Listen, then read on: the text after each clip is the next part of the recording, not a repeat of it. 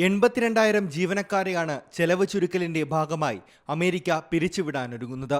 Veterans affairs വകുപ്പിലെ 82,000 ജീവനക്കാരെ പിരിച്ചുവിടാനുള്ള പദ്ധതി തയ്യാറാണ്. US ഭരണകൂടം ഇക്കാര്യം വ്യക്തമാക്കിയിട്ടുണ്ട്.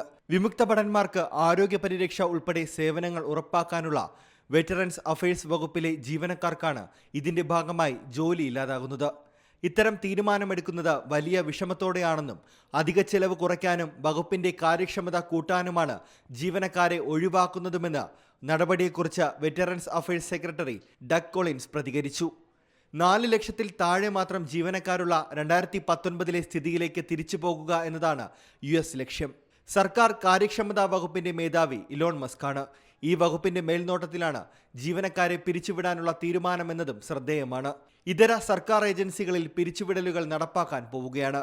എന്നാൽ ഇവയുടെ എണ്ണത്തേക്കാൾ വളരെ കൂടുതലാണ് വെറ്ററൻസ് അഫയേഴ്സിൽ ഉണ്ടാവുക എന്ന് അന്താരാഷ്ട്ര മാധ്യമങ്ങൾ റിപ്പോർട്ട് ചെയ്യുന്നു. ട്രംപ് ഭരണകൂടത്തിന്റെ ഈ പുതിയ നീക്കത്തിനെതിരെ American federation of government employees അടക്കമുള്ള സംഘടനകൾ ഇതിനോടകം രംഗത്തെത്തിയിട്ടുണ്ട്. വിമുക്ത ഭടന്മാർക്കും അവരുടെ കുടുംബങ്ങൾക്കും ദുരിതമുണ്ടാക്കുന്നതായിരിക്കും ട്രംപ് സർക്കാരിന്റെ പുതിയ നടപടിയെന്നാണ് സംഘടനകൾ കുറ്റപ്പെടുത്തുന്നത്. International desk C Malayalam news. പുതിയ വാർത്തകളും വിശേഷങ്ങളും ഇനി വിരൽ തുമ്പിൽ. എല്ലാ ഡിജിറ്റൽ പ്ലാറ്റ്ഫോമുകളിലും ഇപ്പോൾ സി മലയാളം ന്യൂസ് ലഭ്യം.